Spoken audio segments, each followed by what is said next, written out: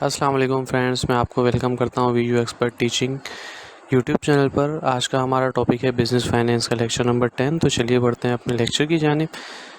Ratio analysis जो हम lecture number 8 से पढ़ते हुए आ रहे हैं वो लेक्चर नंबर 10 में भी कंटिन्यू है। वही बैलेंस शीट जो हम पहले तकरीबन पिछले लेक्चर्स में यूज़ करते आ रहे हैं, सेम बैलेंस शीट वही यहाँ पर भी यूज़ की जा रही है। टोटल एसेट टर्नओवर के बारे में बताया जा रहा है। जैसे कि मैंने पिछले लेक्चर्स में बताया था कि बहुत सिंपल से लेक्चर है, डिटेल में जाने की ज़्यादा ज़रूरत नहीं है, आप बहुत ज़्यादा कंफ्यूज हो जाएंगे।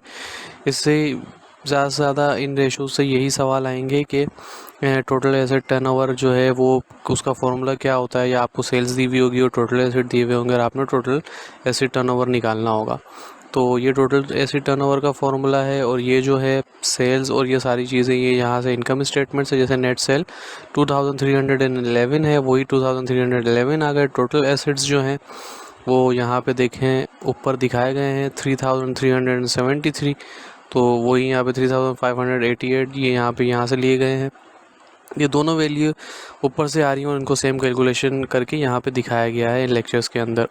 तो सिंपल ये कैपिटल, तो आप इससे अंदाज़ा लगा सकते हैं कि सिंपल यही क्वेश्चन आएंगे। आगे एक ड्यू पॉइंट एंटिटी आइडेंटिटी है, वो थोड़ा सा टिपिकल है, उसमें हम डिटेल पे बात करेंगे। बाकी इसमें हम सिंपल रखते हैं कि फॉर्मूले आप याद कर लें, इंशाल्लाह आपको पता चलेगा। कैपिटल इंटेंसिटी रेशियो है, इसमें total asset divided by sales इसका फॉर्मूला होता है।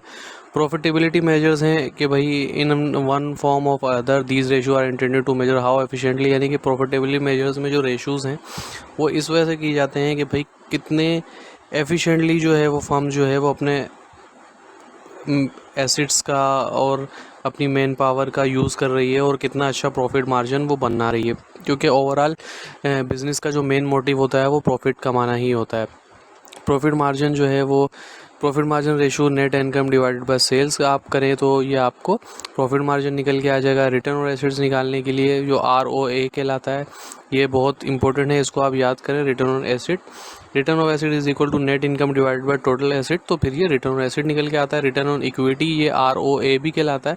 रिटर्न ऑन इक्विटी ये ROE कहलाता है। इसका फॉर्मूला है net income divided by total equity. वहाँ पे नेट इनकम जो है टोटल एसेट से डिवाइड हो रही है, यहाँ पे नेट इनकम जो है टोटल इक्विटी डिवाइड हो रही है। इक्विटी यानी कि आप जानते हैं कि ऑनर से रिलेटेड जो चीज़ें होती हैं वो इक्विटी कहलाते हैं। जैसे ऑनर इक्विटी का एक सेक्शन बनता है बैलेंस शीट के अंदर, तो दोनों में जो है वो नेट इनकम डिवाइड हो रही है, एक में टोटल एसेट्स से और एक में जो है वो टोटल इक्विटी से। यानी कि इसके नाम से ही जाहिर है, रिटर्न ऑन एसेट्स तो डिवाइडेड हो जाएगी टोटल एसेट्स से, और रिटर्न इक्विटी तो डिवाइड हो जाएगा टोटल इक्विटी से। तो ये एक ट्रिक है जिससे आपका इसका फॉर्मूला याद रख सकते हैं।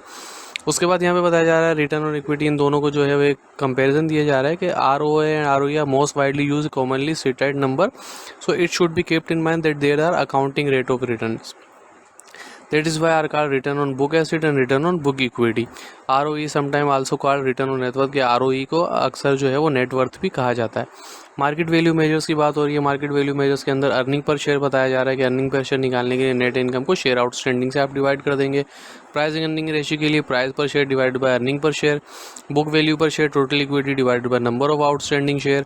और इसी तरीके से मार्केट टू बुक रेशियो के अंदर market value per share divided by book value per share से आप वो कर देंगे। ड्यू पॉइंट एंटिटी ये थोड़ा टिपिकल सा है। ड्यू पॉइंट एंटिटी क्या होता है? The difference between two profitability measure, यानी कि दो प्रॉफिटेबिलिटी मेजर का जो डिफरेंस है वो ड्यू पॉइंट एंटिटी कहलाता है। दो प्रॉफिटेबिलिटी मेजर्स कौन से हैं? ROA return on asset and ROE return on equity.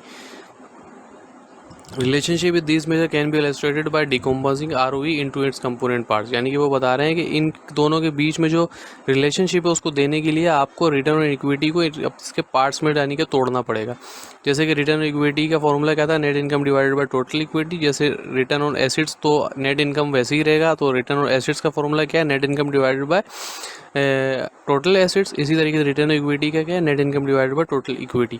उसके बाद बोल रहे हैं कि इसको मल्टीप्लाई करते हैं बोथ साइड पे एसेट से विदाउट चेंजिंग एनीथिंग, यानी कि नेट इनकम डिवाइडेड बाय, तो आपने क्या किया, इसी फॉर्मूले को नीचे को आया तो दोनों तरफ से आपने एसेट से मल्टीप्लाई कर दिया। नेट इनकम को भी एसेट से मल्टीप्लाई कर दिया, टोटल इक्विटी को भी एसेट से मल्टीप्लाई कर दिया। उसके बाद क्या हो रहा है? नेट इनकम के नीचे ये वाला एसेट जो है, इस एसेट को हम उठा के यहाँ पे नीचे ले आएँ और ये वाले एसिड को उठा के ऊपर ले जाएँ तो कोई फ़र्क तो नहीं पड़ेगा। तो वो सिंपल किया हुआ है कि नेट इनकम के नीचे एसिड्स आ गए और टोटल इक्विटी के ऊपर एसिड्स आ गए, यानी कि दोनों तरफ एसिड्स आ गए। तो net income divided bye acids ये बन गया ROA, और उसके बाद acid divided by total equity, ऊपर नीचे करते हैं उसको कोई फ़र्क नहीं पड़ता, ये बन गया ROE। तो ये रिलेशनशिप इसका निकल के आ गया। तो इसको हम यहाँ पे ऐसे भी लिख सकते हैं कि इक्विटी मल्टीप्लायर, ये जो है acids divided by total equity, ये इक्विटी मल्टीप्लाई कराता है। तो ROA return on acid multiply by equity multiplier भी लिख सकते हैं, या तो फिर ROA 1 प्लस डेब्ट इक्विटी रेशो भी आप इसको लिख सकते हैं। इसके बारे में अगले लेक्चर में इंशाल्लाह डिटेल में बात होगी। तो ये फॉर्मूलाज हैं, इनको आप याद कर लें। दूसरा हाईलाइटेड नोट्स अगर आपको चाहिए तो डिस्क्रिप्शन में मेरा ईमेल आईडी मौजूद है, मुझे ईमेल सेंड कर दें, देन मैं आपको ये नोट्स प्रोवाइड कर दूंगा। दूसरा, वीडियो को लाइक शेयर और चैनल को सब्सक्राइब ज़रूर करें, इसमें आपके 10 से 20 सेकंड लगेंगे, ये हमें बहुत मोटिवेट करते हैं मज़ीद आपके लिए वीडियोज़ बनाने के लिए। थैंक यू सो मच, मिलते हैं अगले लेक्चर में।